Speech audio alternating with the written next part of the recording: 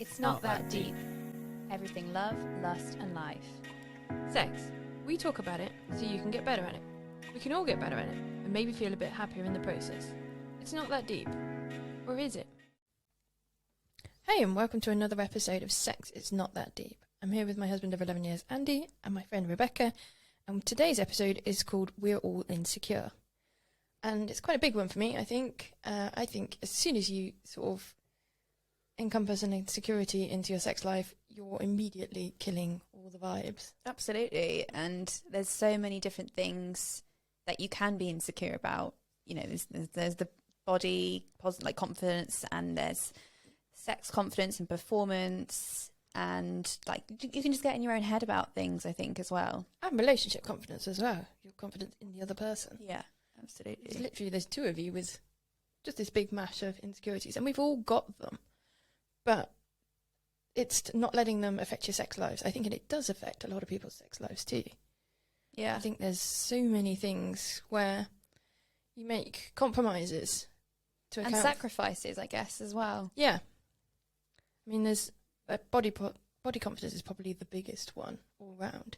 And I think there's so many people having not great sex because they're so worried about how they look, or not doing certain positions because they're like, well, I don't look great on top, or I don't want to be seen, or things like that.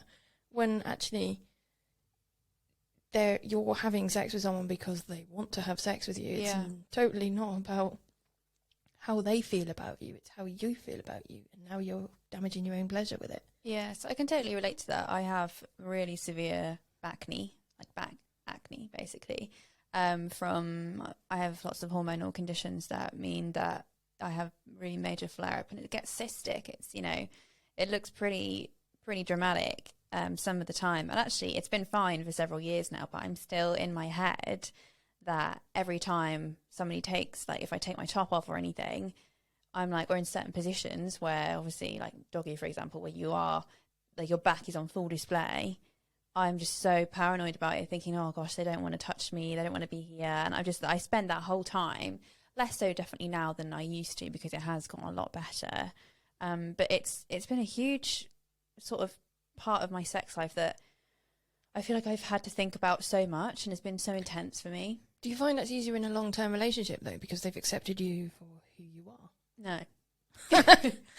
So now it's about you rather than about them. Yeah, it's about how I'm feeling that day. Yeah, and we've had like moments where like I've literally burst into tears about it, and he's been like, what's going on? And I was like, oh, you know, it's you know, my back, you're gonna notice my back. And he's been like, oh, I literally, like, it's nothing, it's not as bad as you think, like there's nothing to worry about. And there's this brilliant quote from Eat, Pray, Love, which is like my favorite book of all time, where she talks about if a man's in a room and he wants to sleep with you, he's going to sleep with you. You know, it doesn't matter what you look like. Like if he wants to sleep with you, he will sleep with you. Yeah. And I think this is also another one with weight as well. You know, if someone's going to find you sexy, they're going to find you sexy if you're sort of 10 pounds heavier, 20 pounds heavier. Yeah. I mean, it might be a bit different if you've like doubled your body weight, but beyond that, people aren't going to notice. Yeah. And they're going to find you sexy regardless of whether there's a little fluctuation or not. Yeah. And I think that's something that people get really hung up on, but actually just have fun. And that's the bit that's you're getting in the way of with that hang up. Yeah. What do you think about that? I think that you've talked about it from a female perspective there, and I think it's very similar things for male. The obvious one is penis size. That at every stage in every man's life, at some point, they've probably thought, oh my God, is it big enough? There's probably a few blessed few that are probably like, oh my God, is it too big? But probably not too many in that boat. But my personal experience is that after the first year or two of being sexually active, not even thought about that again, because I know it works. But then we've started going to the gym, and you see all the gym bros, and they will have the same sort of hang-ups about, well, do I look good enough and things. You know, you see all the people sort of flexing and stuff, and there's people at the other end of that who haven't gone to the gym.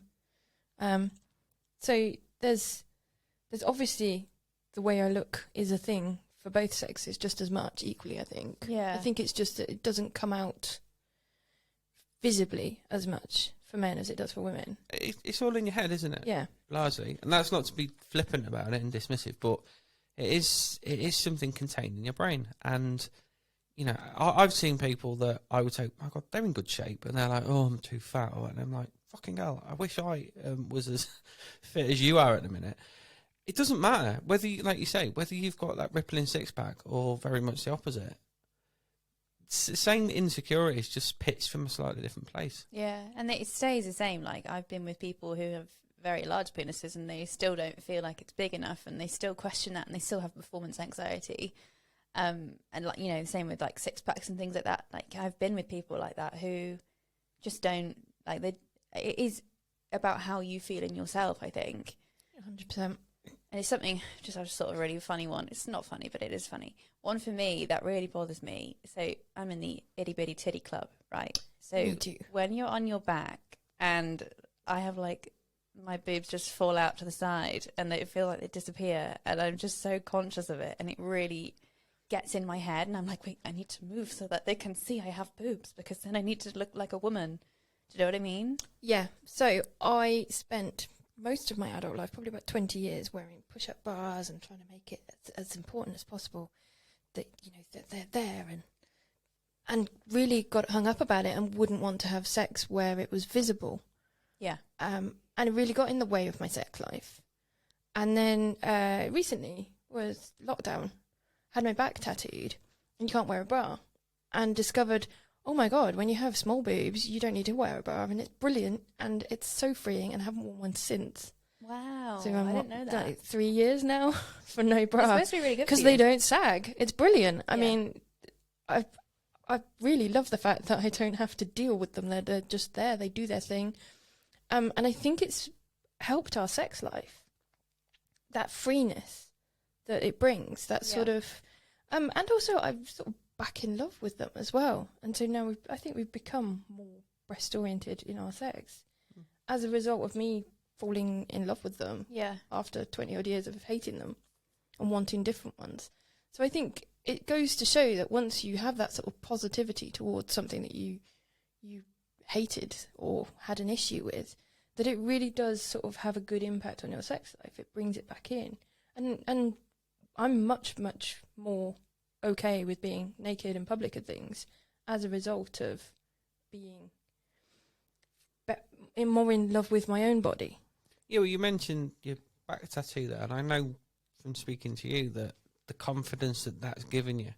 Well, this is another one of the big things that I did as a sort of effectively a self-treatment. I've always hated my back. I've generally have had spots on it, and I have like back fat, and I've always hated it. So I got a giant tattoo. I mean, I'm not suggesting that everyone goes and does that as some kind of self-healing, but it really was for me, and now it's my favourite part of my body. I mean, it's a huge tattoo. It goes from neck right the way down past my bottom, all the way to the tops of my thighs, so it's really big. But now the entire back of my body, which was something I was ashamed of, is now an artwork. And because it's dot work, it doesn't matter if I get spots, can't see them. Yeah. And so now that's the thing that I've now celebrate, something I hated. So both that and my boobs. And I feel like it's quite a cathartic thing to find a way to love those bits and to celebrate them. And flaws and all, they are still there, those flaws, I still have tiny boobs, and I still have rolls on my back. I never got rid of them. They now look pretty. Yeah. And to go back to the point we talked about earlier, that if somebody's there and is there to have sex with you, then they want to have sex with you. They're not worried about all these little insecurities that you've probably got. But that's a good example, because do I want to have sex with you more now you've got your tattoo? No, I want to have sex with you just as much as I did then. It looks amazing, and I love the look of it, and it looks fantastic. But it doesn't make me want to have sex more with you. It's just, the big thing is the confidence it gives you. And also, I mean, like you're saying about positions. Now, I like those positions because I know that it's a good view, and I've got the confidence in that view. Yeah. And the same thing, like when we have sex in sort of public situations, people comment. I mean, we have mid-sex had people comment on, oh my God, look at her tattoo, which is really nice and really a real turn on for us. is you were saying Just about... for you, but nobody's saying, "Oh wow, look at him, he looks amazing." They're just looking at your toe. But you were saying... Previously, you were saying that you got turned on by seeing other people get turned on. And that's a similar sort of thing, is that being appreciated, you know that you're having a positive effect on someone, really boosts the confidence. And that's another thing where, sort of clothing-wise, I've made the change to do that, is that I've always had clothes that, you know, you have that thing that's too good to wear. Yeah. I've started wearing those day to day because I realised it makes you feel good wearing that stuff. And you feel sexier, and then I think you want to be sexier, and it gets you more in the mood for that kind of feeling when you go out to that special event. Kind of goes with you, and you're much more likely to have sex on those days. And so I think it does sort of get me in the mood a bit more. I love that. I feel powerful and sexy and strong, so I wear those clothes every day now. And who cares about it being a special occasion? I love that. That's such a great approach. So on the note of clothes, previous to getting your tattoo and when you still had those insecurities, did you ever feel like you had to wear clothes during sex to hide your body? I know that's something that I've definitely done. I used to, yeah. Definitely. Have you? Yeah, I've definitely. You grow into your. Well, I've said in my experiences, you grow into your body and you become more confident in yourself. So whether that's your penis or that's your belly or your back or your balding head or whatever it might be, you become more confident in it, is my experience. And I can think back to in the past where I'm thinking, oh, can I get away with leaving my t-shirt on? Yeah, I think I probably can in this instance, so I will do. So yeah, I've definitely done that. I mean, we quite like clothes in sex anyway. Yeah. I find that quite sexy, that sort of, it's a kind of taboo thing. But yeah, there's definitely been times when you're like, no, let's just keep the thing on that covers the belly or whatever it is. And certainly after 2 kids as well, it's not like my belly is amazing. I mean, it's very much on the downward trend. But the getting more confidence in my body in general has sort of led to that being, well, you know what, everyone's got a saggy belly after kids, so it stops being so much of an issue. I honestly think the majority of men find that sexy. But it's not a turn off, I don't think, for most men. Spent probably 18 years with a fairly flat stomach, hating it because it wasn't flat enough, and then now it's not flat. I actually don't miss it because I've realised that that's just who you are. Accepting who you are is the key to the sexiness, rather than trying to change who you are to fit your ideal. It's a word trait. It's a story you hear a lot. Is that if you're confident, you look better. We've talked about that before. Yeah, there's actual stats to prove that. If you feel confident in yourself, you look better because you'll hold yourself differently and you'll exude that confidence, and that then becomes a turn on and becomes an attractive point for other people, doesn't it? Yeah, you even look younger when you're more confident. It's interesting because I mentioned about clothes and sex because I know that for me, if I'm tuned in, I enjoy sex way more if I'm completely stark naked. I've got a big sort of affinity with not ever wearing clothes. I would definitely be walking around naked all the time if I could. But then at the same time, there's that battle with my mind, that internal battle that's like... It's easier to switch it off. Yeah. Clothes on. I'm like, oh, if I can hide that, then I don't have to worry about it, particularly if I had a bad flare-up or something. I'm like, oh. But again, it's like you said, it's only in like some days it's as bad as it's ever been, and I don't care about it because I'm so confident. And you never know with me, like, with the hormone imbalances and stuff, like my mood can really vary, my confidence can vary, and I think it is something that isn't just a congratulations, you are body confident now, the end. It's a constant journey and up and down and roller coaster of keeping reminding yourself that you're doing okay, you're doing great, you are an amazing person regardless of what you look like, and it's constantly keeping in tune with yourself about that. I think that what you look like and your sex are actually very separate. You don't have to look amazing to have good sex, but we've sort of tied them up together. I mean, yes, it's easier to get sex if you are beautiful, but actually it's not. Beautiful people have damaged relationships just as much as not beautiful people, and it doesn't matter at all. As long as the person you're with is happy with you as you are, then everything else is just your head messing with your orgasms, really, I think. Yeah. If you're just sitting there thinking about you, you're not thinking about connecting with that other person. Yeah. Apparently, a quarter of men prefer to have sex with the lights off as a result of wanting to look stronger, slimmer, and more ripped. What do you think about that, Andy? We're quite visual with sex, aren't we? We very rarely do it in the dark. I can't even remember the last time we did. No. Unless we're outdoors at night, that's different. But yeah, I get that. I've certainly in the past have sort of not stopped the concept of, should we turn the lights off? But again, it's confidence. For me, I've become more confident as I got older, so it doesn't bother me. But yeah, probably when I was younger, I certainly wouldn't have discouraged having the light off. But then you've lost a sense, haven't you? Mm. And that sense is important. All your senses are important in sex. And you've lost one, and you're fumbling around in the dark with each other.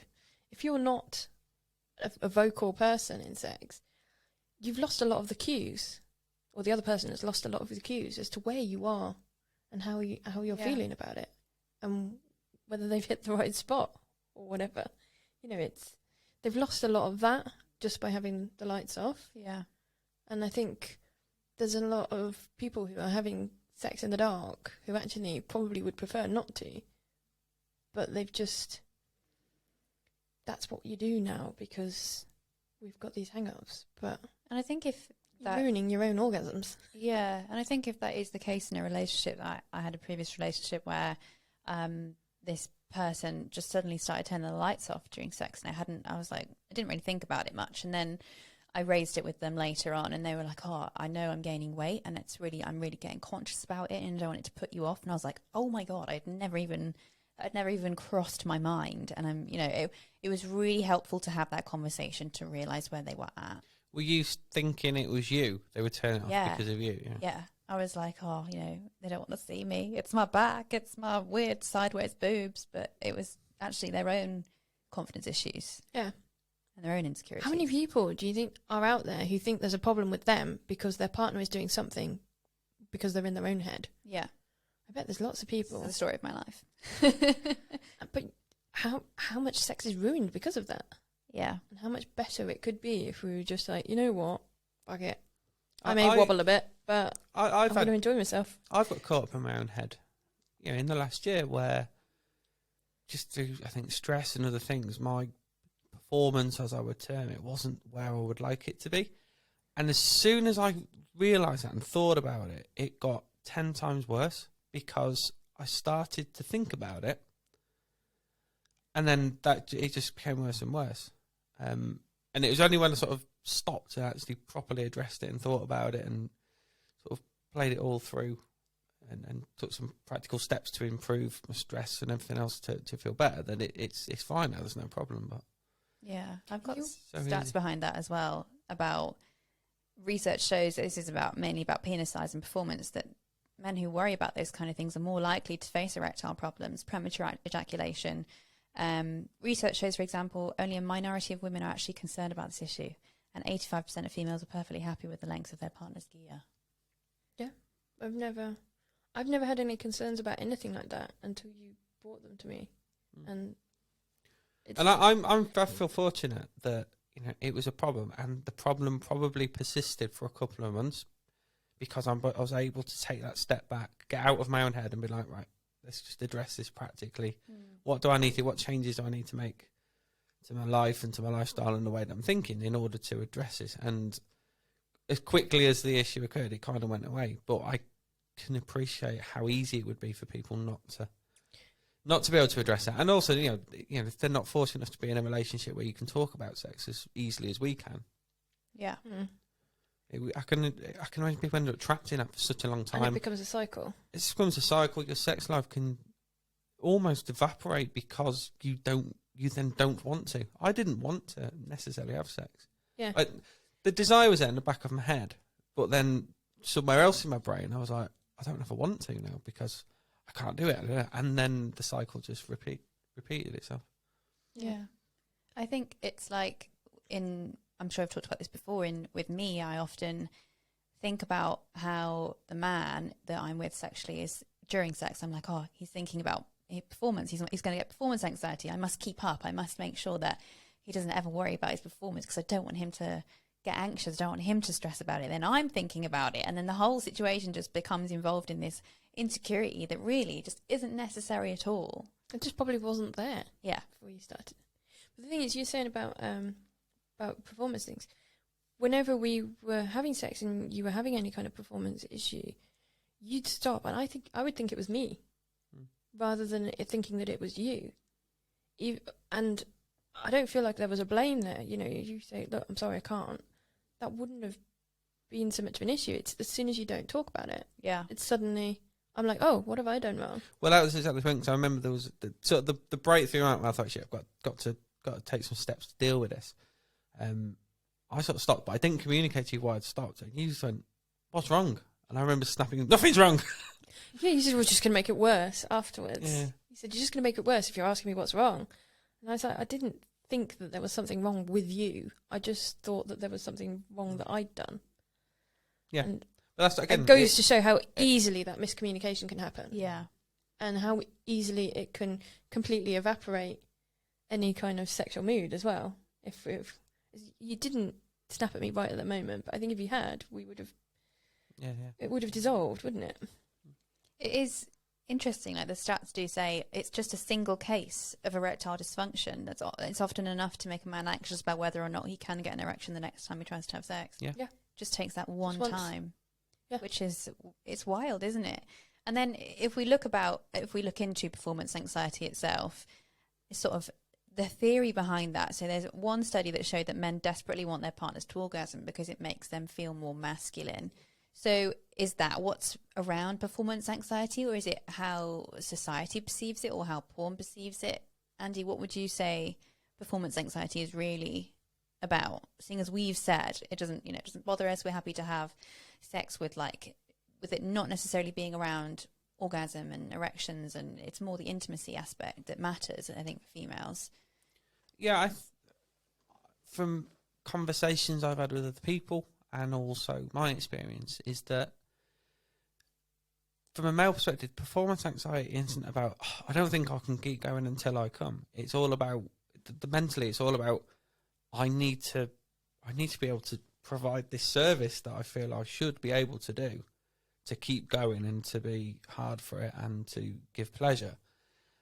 And as soon as you start to think, shit, it's going here, or I can't do that, it just manifests and becomes even worse. And so from my experience, and like I say, people I've spoken to, it does centre around that pleasure giving rather than being able to gratify yourself. But then if you've got a vast proportion of women who aren't orgasming in sex, Yeah. then you've already got like a big proportion of men there who could quite easily be sat there thinking, shit, what am I doing wrong? Or, I'm no good at this.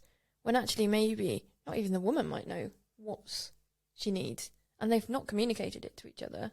And so you've just got this sort of ball of anxiety around something that actually isn't anything at all to do with this performance, but is actually to do with they've just not worked out how to interact sexually on a level that's going to make her come, which could be completely different. Could be nothing to do with the sex. It's the, straightforward man and woman sex. That it could be that she requires other kind of types of stimulation, and she just doesn't know it. Oh, that's such a good point. It's I exactly struggle that. to come if I don't involve my clit, for instance. But if I'm with someone, I'm pretty certain actually when I was younger that I didn't know this, and so I had unsatisfying sex because I didn't know how to get myself going. Yeah. Regardless of whether he did or not. And I couldn't show him what to do because I didn't know what to do at the time. And so it wasn't that he wasn't any good at it. I didn't know what to get him to do. It is just this whole massive lapse in communication has a ripple effect for everything. Yeah. I think get out of your head is probably the biggest thing. Piece of advice, yeah. We can look into a little bit insecurities in relationships themselves. I think we mentioned that earlier in how insecurities in relationships can then affect the sex life as well. So Tony Robbins says that insecurities in relationships can be displayed to look like you're unsure, unconfident, and anxious. You could be living in a state of fear. It could be displayed as jealousy, attention-seeking, or arguments. It's often caused by a lack of self-love, communication within the relationship, unmet needs, and unbalanced polarities. He suggests acting like you're a new couple, creating new stories, rewriting your current story, and to stop overanalyzing so that anxious thoughts don't spiral out of control. What do we think about that? Goes back to that self-love, whether it's about your body or about your relationship or about the other person. That if you don't have that self-love, then if you don't love yourself, you can't. How do you love one another? Isn't it? That's the one from RuPaul, isn't it? But he's right, isn't he? That if you can't love yourself, you actually can't have a good relationship together, and you're too busy in your own head to be able to make it work with someone else. Yeah. I think other people can be very helpful in the healing journey. I think there's a lot of people who struggle to love themselves fully, who maybe need other people to help them along. Then the jealousy side of it as well is also, and the fear and stuff, that's suddenly imprinting that kind of anxiety onto a relationship. That's none of that sexy energy, is it? No. It's not. You're not making things better. I think something we did, a step that we took, which actually created a huge amount of anxiety for both of us for slightly different reasons, was the first time we went to a swinging club, a sex club, because it was something we thought that we'd like to try and something we'd like to do for a couple of years before we actually got around to doing it. Yeah. And then when we eventually took that plunge, right, let's do it, we were literally like, right, well, let's not give ourselves an excuse. Let's go this weekend and let's go and we'll do it. And then from your perspective, I know you were a bit worried about, oh, God, I'm going to be naked in front of other people potentially and this and that. I was worried to death about, shit, where do I put my shoes and where does my wallet go? And do we get a towel? All these practical Anal things. Andy's logistical concerns Yeah, well, got in the way of things. So all these things were like different anxieties we both had. Obviously, I was nervous too about being naked in front of people, but I had like this extra layer of complex things around logistics. It's it's kind of the relationship side of it, because we have our relationship and it's secure and it's long, and it's been such a long time since I've been at the beginning of a relationship, and you kind of are like that when you meet someone else and add them into it, and you've got to chat them up, and it's a whole load of social things that I'm just not I'm not into, I don't know about, and it suddenly just adds all these sort of anxieties in. And it really affected us. It was really hard to come, wasn't it, to start off with at any of these events. We both really struggled with that. And that becomes a bit of a performance thing, and it becomes a bit of a wobble. But then I think, and we'll probably talk about that in a lot more detail another time, but I think overall we had these masses of anxieties, but I'd say it kind of then just, what was a good sex life, it just kind of turbocharged it. And we've talked to other couples at events like this and talked to them, and they all agree that the best sex you'll ever have is the morning after you've been, when it's just the two of you and you wake up. And that's been true of us. It's like does really added, so it's almost like, yes, you might be there for the night at this place and you might have several orgasms each, but it's almost like you're just building to this crescendo of the next morning when it's just the two of you and it's more intimate again, that it's really, really strong. You're bathed in all this sexy energy, and then it sort of has to go somewhere the next morning, basically. Yeah. And it's really good. I think as a layer before that, you have all this insecurity about it. Even now, we've been a lot of times, and it's still, you still have a nervousness about it. But you have this sort of insecure, nervous energy before, during, and then it all just sort of bubbles away. It's all a big release afterwards, isn't it? And so I think overcoming that insecurity and taking that plunge and not just being naked, but having sex in front of, fucking hell, 20, 30 other people that are literally in the same room at the same time. It's a really powerful thing as well. And from our perspective, you forget about the wobbles and the jiggles and the spot on my ass and whatever it might be, because you just get into it.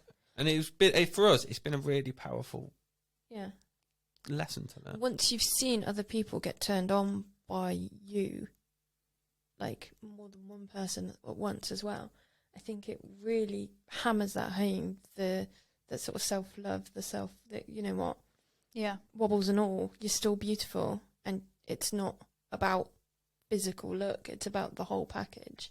It's like drunk sex, though, definitely for me, because I know that I've been wildly out of control when I've had drunk sex. I have no limits this is why I don't drink now.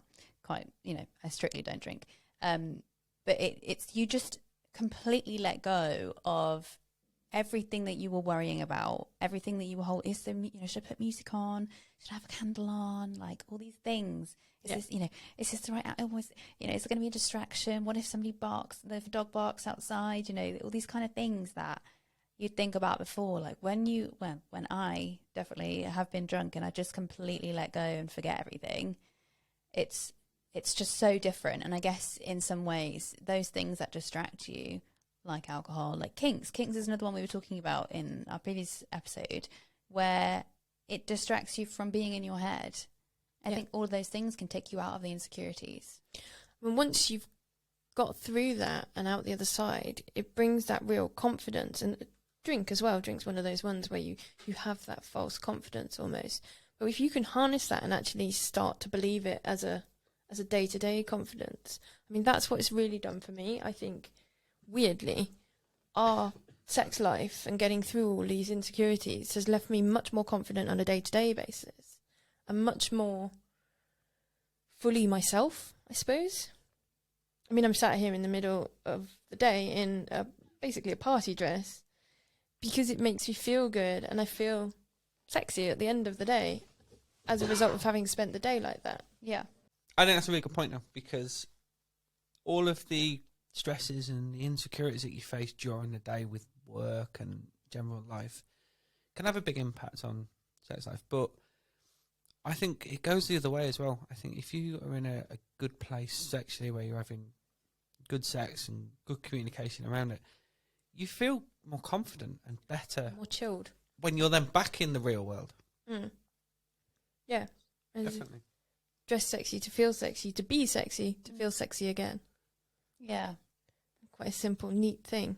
Confident sex does feel better, and it feels easier to connect with yourself, I think. This is, we've been talking about recently learning about what you want and your body's wants and tuning into, this actually turns me on, or that makes me uncomfortable.